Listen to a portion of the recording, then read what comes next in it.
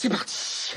Salut, je suis Anne-Sophie Supio. Bonjour, je m'appelle Grégory Vacher. Et là, vous êtes sûrement en train de vous dire, mais qu'est-ce que c'est que ce podcast ? Eh bien, c'est très simple. Nous partons à la rencontre de personnes qui ont donné un sens à leur vie.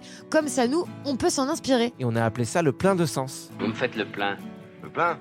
Oui. Il s'appelle comment l'épisode d'aujourd'hui ? De la perte à la quête de sens. Merci Francine. Alors, on y va.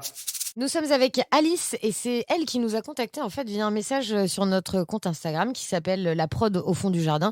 Si d'ailleurs vous souhaitez vous aussi plutôt nous écrire, n'hésitez pas, ça nous fera plaisir.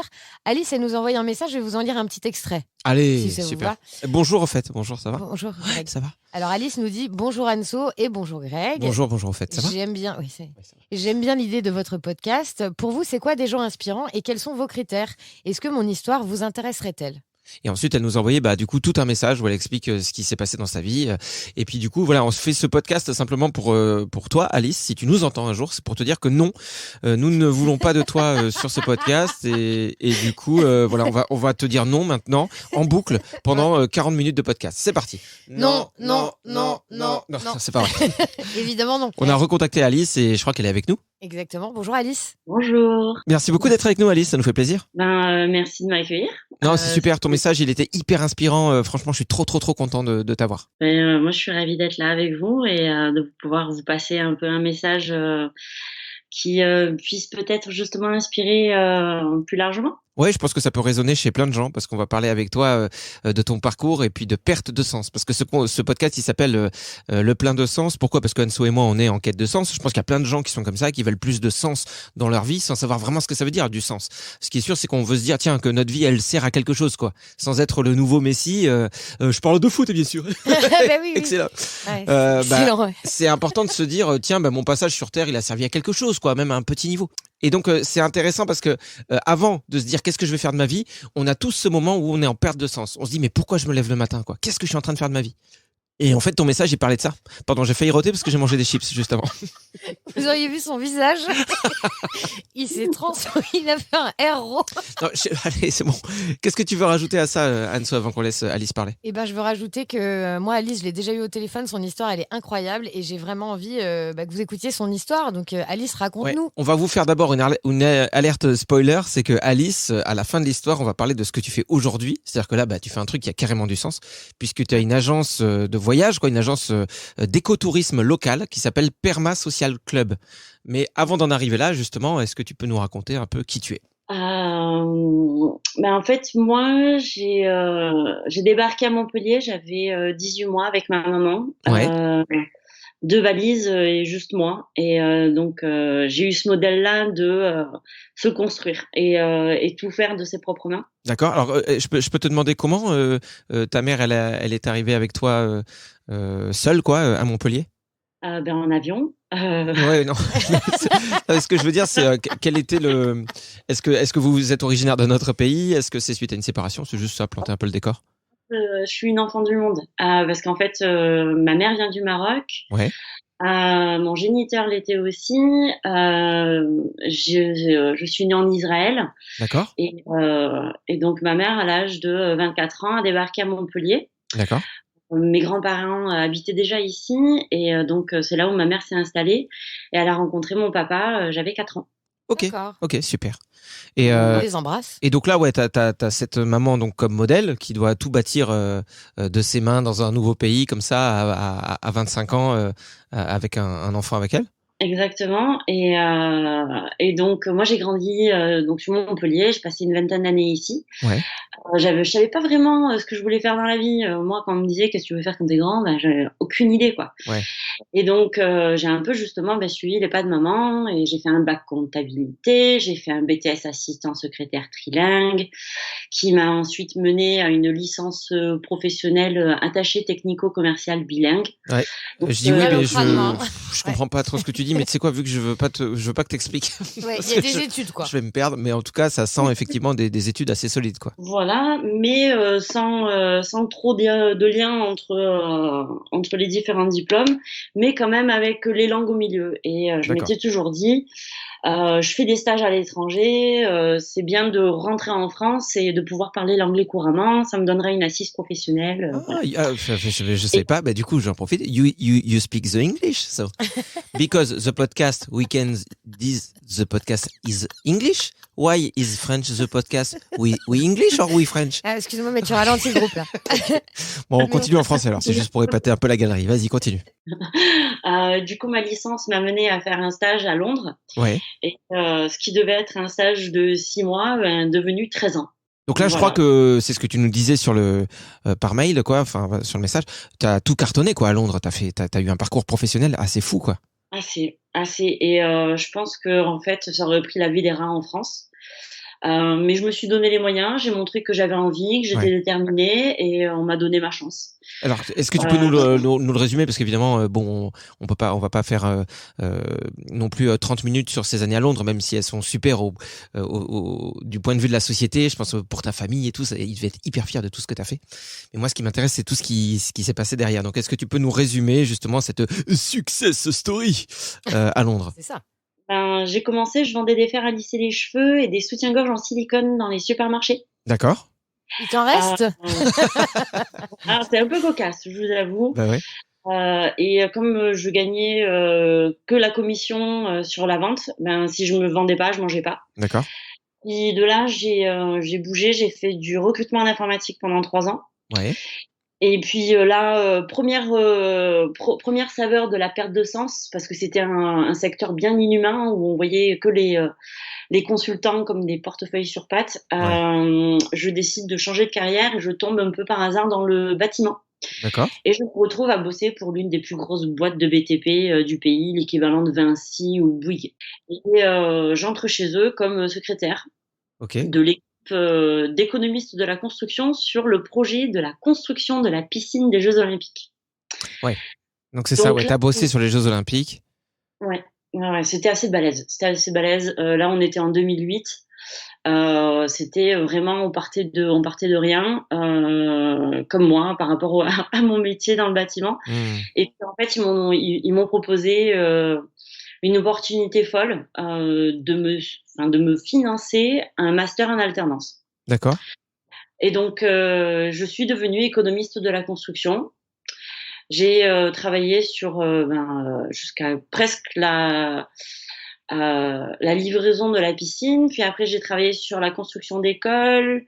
Puis après, j'ai été licenciée économique. Là, gros hasard, je me retrouve à bosser pour l'ancien client qui supervisait la piscine des Jeux Olympiques. Et on m'a dit, oh, t'as de l'expérience parc, on te renvoie au parc, hein. Et donc là, je me retrouve à bosser sur un contrat de malade, 280 millions de livres sterling sur la transformation du parc des Jeux Olympiques. D'accord. Et puis, opportunité, je me retrouve à gérer le budget global du programme à un demi-milliard. D'accord. Alors c'est assez fou et oui, c'est ce qui m'impressionnait aussi dans ton message, c'est que aux yeux de la société, comme je le dis souvent, là quand on est là, tout le monde est fier, tout le monde dit c'est super. Bon, en tout cas, c'était sur papier, c'était quand même incroyable ce que tu faisais. C'était assez phénoménal. On est loin de ce que tu fais aujourd'hui du côté permaculture, parce que là, les Jeux Olympiques, je rappelle que c'est quand même créer des bâtiments qui n'existaient pas avant pour un événement qui a lieu une fois. Donc Oui, et puis souvent c'est jamais réutilisé, enfin rarement quand même. Donc il y a des conséquences dramatiques. On l'a vu avec les Jeux Olympiques qui sont prévus à Paris, là où ils ont voulu, avec les jardins d'Aubervilliers, ils ont voulu détruire des jardins pour foutre des hôtels dans tous les sens. Bon, bref. Donc, toi, t'étais là-dedans. Et est-ce que du coup, le truc, c'est que les JO de Londres, il y a vraiment un truc de durabilité. C'est-à-dire qu'ils ont nettoyé les sols, ils ont planté des arbres, maintenant, j'y suis allée, là, il y a pas longtemps, et c'est un vrai quartier qui vit, qui est dynamique. Il y a du comestible dans la rue. D'accord. C'est pas ça qui m'a fait perdre le sens à Londres. C'est que je me suis retrouvée à bosser sur la construction et rénovation d'écoles. Et que j'étais devenue une vache laitière, une esclave moderne de la société où je te fais autant que je travaillais. C'était de la folie furieuse. J'avais pas d'heure. Des fois, je sortais du bureau, il était 11h30 le soir. Et j'avais des responsabilités qui étaient juste ahurissantes. Et j'étais perchée dans une tour d'ivoire. Je touchais plus seule. Et jusqu'au jour, j'ai craqué. Et je reviens de vacances et mon médecin me dit... je vais vous arrêter, vous avez besoin de repos. D'accord. Donc dans le déni total, non, non, non. Et puis au final, on prend un peu le temps de la réflexion, de respirer, de se dire non mais en fait, qu'est-ce que je fous encore ici? Ça fait des années que je veux partir, je suis encore là.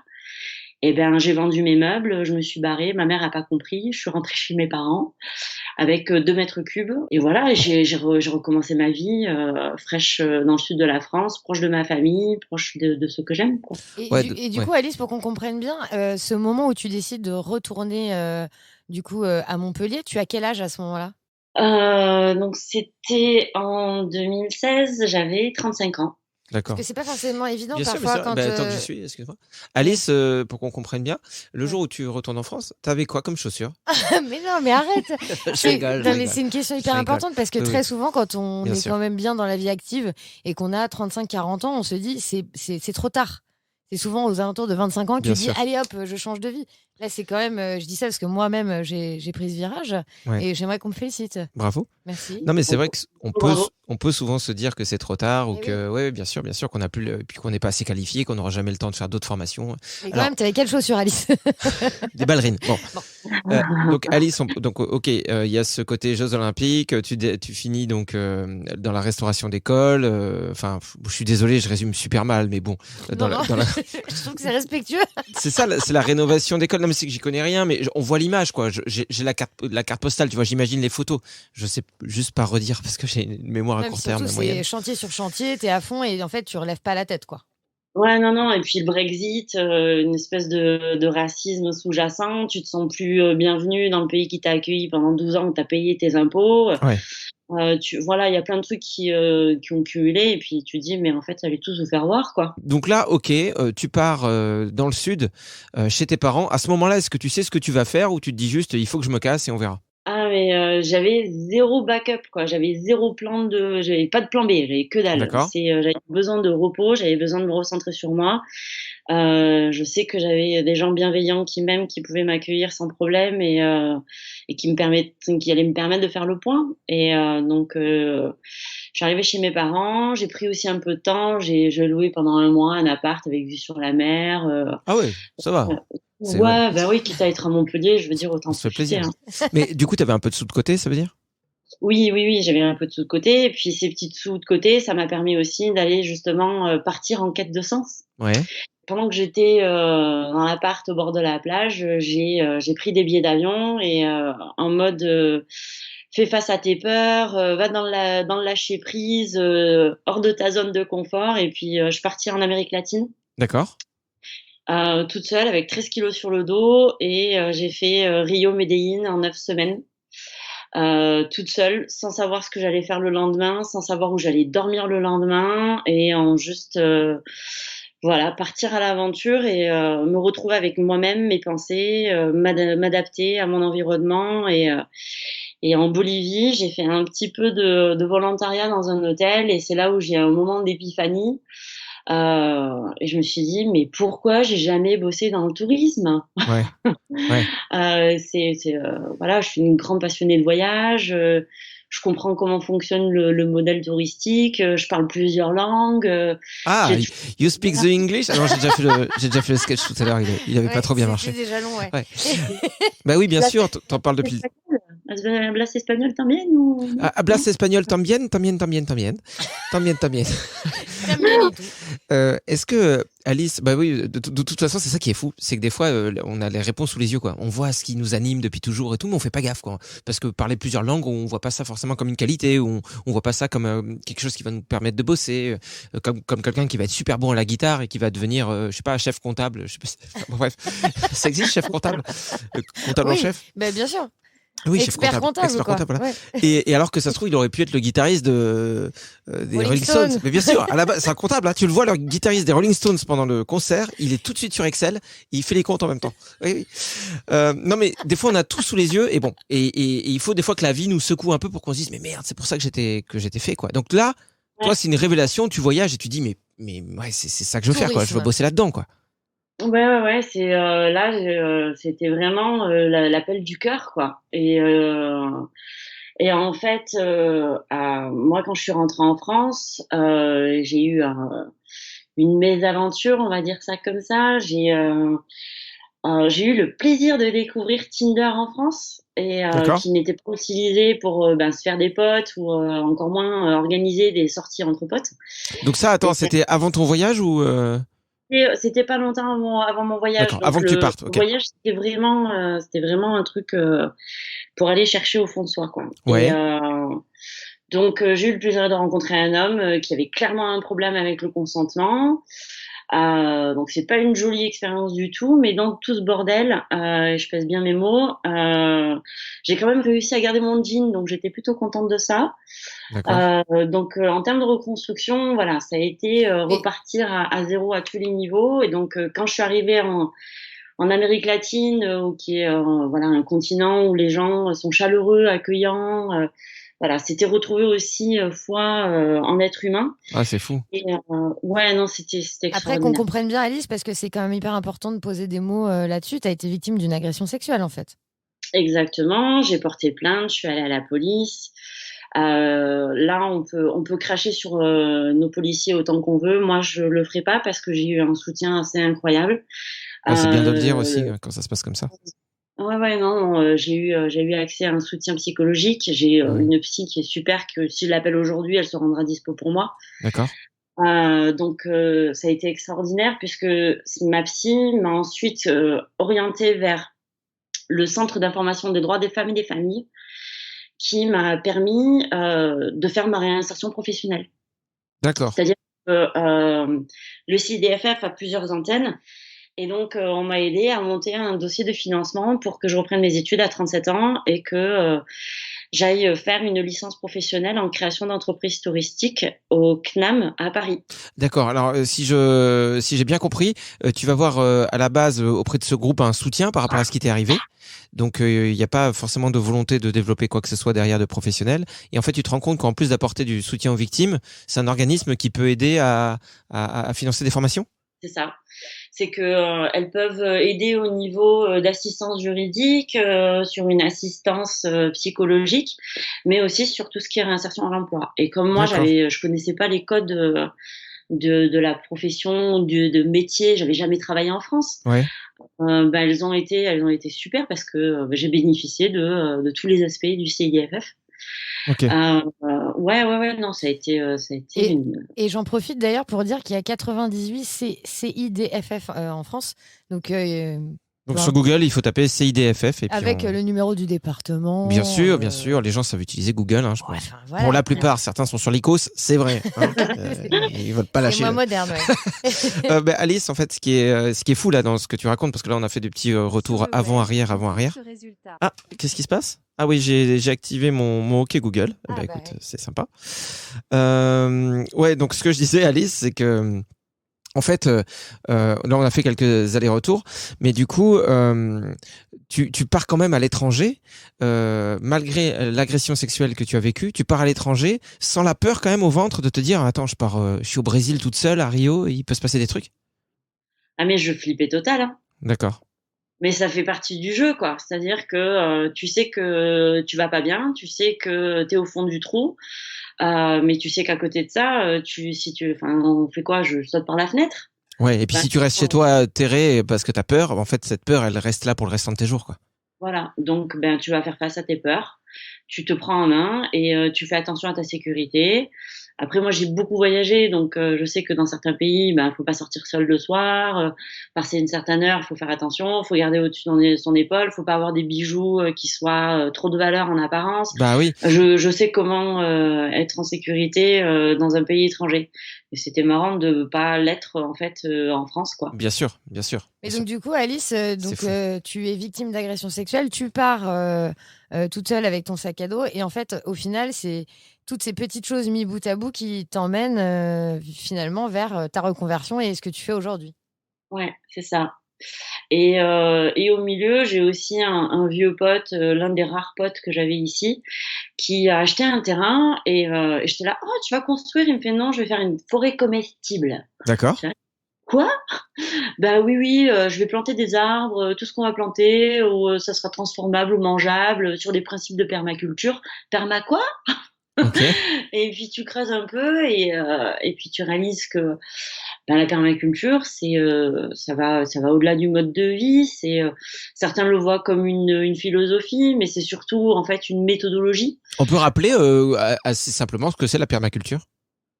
Alors, mais la permaculture, chacun y voit un petit peu sa définition, mais concrètement, c'est une méthodologie qui te permet d'agencer un environnement de façon à ce qu'il soit le plus durable. Ouais, et on est d'accord que c'est aussi, du coup, pour parler clairement, faire pousser des fruits, des légumes et tout, sans utiliser d'intrants, sans utiliser de pesticides, etc. Et en se servant un peu des forces naturelles de la nature, quoi. Que les plantes veillent un peu les unes sur les autres. Alors oui, mais non. D'accord, oui, mais non. Ah, merci. Parce que ça va au-delà Perdu de une occasion de te taire, toi. Ah, mais c'est pas que des tomates et des patates, l'histoire de la permaculture. C'est-à-dire Ouais. que oui, il y a tout un aspect sur l'agriculture et le potager. Ouais. Mais on peut regarder la permaculture d'un point de vue habitat, construction, outils et technologies, tout ce qui est culture, bien-être, santé, un modèle économique, une entreprise, la finance. D'accord. Tout ce qui est aussi gouvernance et foncier. Donc en fait c'est une méthodologie globale. Du moment où en fait tu prends les éléments qui constituent ton environnement, tu joues des complémentarités de ces éléments-là pour viser une harmonie et un environnement durable. Ah oui, donc ce que je disais n'était pas totalement faux, c'est qu'en fait tu te sers nul. tu te sers de ce modèle justement de permaculture dans le potager et tu l'étales après à d'autres modèles, quoi. C'est ça. Et donc moi je me suis dit si je me reconvertis dans le tourisme, comment je peux allier ça au tourisme? Bah oui, parce que le tourisme, cette passion des autres pays et tout, c'est génial, mais on sait qu'aujourd'hui, c'est catastrophique pour la planète, quoi, de se dire que, même si t'as les moyens, si tu te fais, je sais pas combien de destinations par an à prendre l'avion et tout, c'est un peu dommage, quoi. Voilà, on n'est pas à la police des. C'est plutôt l'opposé, quoi. On a du mal à imaginer tourisme et permaculture aller ensemble, alors que toi, tu le fais très bien. Mais en fait, moi j'ai grandi dans le sud de la France. Montpellier, c'est l'une des plus belles destinations qu'on a en termes de vacances. Ouais. Et moi j'ai vu mon littoral changer, j'ai vu mon littoral se réduire, j'ai vu mon littoral se polluer. Et je me suis dit, on peut faire du tourisme autrement. Ouais. On peut prendre les éthiques de la permaculture qui sont de prendre soin de l'humain, prendre soin de la nature et de partager ses ressources. Et de se dire, voilà, si on applique la permaculture sur ces principes-là, comment on peut valoriser un terroir et un territoire différemment, sans polluer, sans soutenir les gros hôtels, les gros restaurants dégueulasses, voilà, les grosses chaînes. On peut aller chez des petits producteurs qui prennent soin du sol, qui mettent pas de pesticides. On peut aller chez des restaurateurs qui sourcent en local et en bio, dans des hébergements qui sont éco-construits, où on récupère l'eau pour arroser le potager, où il y a des poules dans le jardin, ou des trucs comme ça. Donc, où en fait, on apporte du sens à nos vacances, quoi. On se sent utile, on fait des choses, on rencontre des gens sympas. Voilà, on change un petit peu notre mode de vie pendant notre voyage. Puisqu'en fait, il y a un parallèle entre le quotidien et le voyage, où on a le transport, les activités, l'habitation, et voilà, on a ces choses-là qui sont transposables. Donc, c'est une possibilité aussi de faire découvrir aux gens notre mode de vie, d'autres modes de consommation, de soutenir nos petits producteurs, quoi. C'est ce que tu as fait du coup avec Perma Social Club, donc on en parlait au début. Donc c'est une agence d'écotourisme local, voyage et permaculture. Donc c'est tout ce que tu viens de décrire. D'ailleurs, les gens peuvent aller sur ton site. Il faut taper www.permasocial.club et on tombe dessus. Est-ce que justement tu peux nous expliquer comment ça se passe ces voyages que tu proposes? C'est des séjours, quoi, tout organisé. Déjà, ça se passe en France. Tu fais pas prendre l'avion à des gens, quoi. Non. Et on est sur du ultra local. On est sur un rayon de 200 km de Montpellier. D'accord. Après, je peux aller un peu plus loin, mais vraiment sur demande, parce que j'organise des séjours packagés, mais aussi à la demande. Ouais. Donc, c'est possible aussi que demain tu m'appelles et tu me dises, je veux faire un truc à Bordeaux. D'accord, ok. Donc, je peux faire appel à mon réseau et essayer de te concocter un petit séjour par chez toi. Parce que toi, c'est où là actuellement? C'est du côté de Montpellier seulement? Si tu t'organises des séjours jusqu'où pour les gens qui habitent où? On va dire Perpignan, Toulouse, sud de l'Ardèche, genre aux alentours de Pont-Saint-Esprit, et puis jusqu'à Marseille. D'accord. Parce qu'il y a d'autres trucs aussi. Tu proposes les permaventures. Ça, c'est génial. Ça a toujours été mon rêve, de faire des road trips à vélo, quoi. C'est génial. Voilà. Ah, tu fais des road trips à vélo? Parce que là, je suis sur le site, je voyais week-end perma surprise aux portes des Cévennes, road trip insolite avec un bus scolaire réaménagé. Ouais. Ça a l'air ouf ce truc. Forêt comestible, dégustation à la vigne, trop bien. Journée vin miel bio autour du Salagou. C'est quoi le C'est ça, Salagou? le Salagou, oui. C'est un de nos plus beaux sites réserves naturelles qu'on a dans le sud de la France. C'est un gros lac Ouais. artificiel qui a une 50aine d'années. C'est un gros barrage et en fait la terre est rouge puisqu'elle est ouais. elle est chargée en fer et ça fait très garrigue, c'est très sec et c'est magnifique. C'est juste trop beau. Non, mais là, en plus, je vois, tu proposes une aventure ma corde et mon couteau. Je préfère cette expression que l'autre. Que l'autre, ouais, qui est bien sûr. qui est bien connue. Alors ça c'est moins à pratique. venir. C'est un ami à moi qui est agriculteur, pas trop loin du Salagou d'ailleurs, qui est à la base chef scout et on s'était dit que ça pourrait être cool d'organiser un truc en mode aventure avec très peu de choses, on bivouac et avec un couteau et une corde, on peut se faire une table, cuisiner, super. faire de la cueillette sauvage. Et Voilà. ces séjours, du coup, ça dure combien de temps quand les gens ils disent ah ça m'intéresse, tiens, par exemple d'aller là en forêt avec vous et puis on se construit une cabane, on dort. Bon, évidemment chaque séjour est différent, mais c'est à peu près quoi? C'est une semaine de vacances? Alors, ça peut être juste à la journée. Ouais, Ou, d'accord. en mode, t'es à Montpellier, tu veux faire un truc un peu insolite et qui soit porteur de sens, voilà, moi je peux te proposer des activités. Ça peut être au week-end ou à la semaine. Mais par exemple, là, je travaille avec un tour opérateur néerlandais qui m'a demandé 17 jours et qu'il fasse un minimum de carbone. D'accord, Donc, ok. voilà, du train, du vélo, de la mobilité douce au maximum. Je table littéralement toutes les pétales de la permaculture. Et du coup, aujourd'hui, comment tu te sens dans ta vie? T'as l'impression que quand on parle de sens, justement, ça y est, t'as l'impression que t'es dans ton axe, que ta vie a vraiment un sens, ou tu sens que t'es encore en cheminement, que t'es au début de quelque chose et que tu peux encore pousser certains trucs? Je n'ai jamais été aussi en cohérence de ma vie. Là, j'ai intégré un programme d'entrepreneuse pour justement consolider certains piliers de mon entreprise, puisque j'ai lancé mon agence juste avant la pandémie. D'accord. Et donc là, on fait pas mal d'exercices sur justement quels sont nos centres d'intérêt, quelles sont nos compétences, qu'est-ce qui nous anime, vers quoi on veut se diriger. Et tous les exercices qu'on a fait la semaine dernière n'ont fait que confirmer que je suis au bon endroit. Bon, bah super. De toute façon, ça se sent, Alice. Hein. Et puis c'était vraiment un plaisir d'échanger avec toi parce que ce genre de parcours, des fois on a avec modestie, on a tendance à penser que ça sert à rien de le partager ou que ça va pas intéresser les gens ou qu'on n'a rien fait vraiment d'exceptionnel dans la vie, alors que c'est tout l'inverse quoi. Des parcours comme le tien, il y en a quand même plein. Et quand je dis des parcours comme le tien, c'est pas exactement la même chose. Pas besoin d'avoir habité à Londres ou quoi que ce soit, mais juste se poser des questions et être capable de se dire bah merde, un sou dans le vide quoi. Et puis ça nous montre Je aussi repars à zéro. après des gros coups durs comme ce que tu as vécu, Alice, ça montre aussi que la vie peut parfois être cool et en fait finalement on peut véritablement trouver son chemin. Ouais. C'est beau ce jeu là.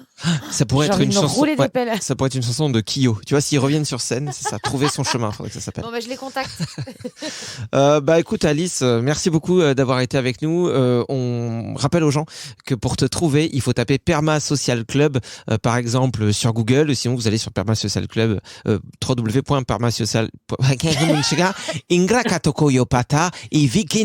C'est pas l'anglais en fait, c'est cette langue là que tu parles bien. Ouais, la langue inventée, ouais. Ça, celle-là, je la réussis bien. Ouais. Bon bref, vous avez compris quoi, Perma Social Club. Sur Instagram aussi. Et sur Instagram. Tu voulais rajouter un petit truc, Alice? Je sais pas.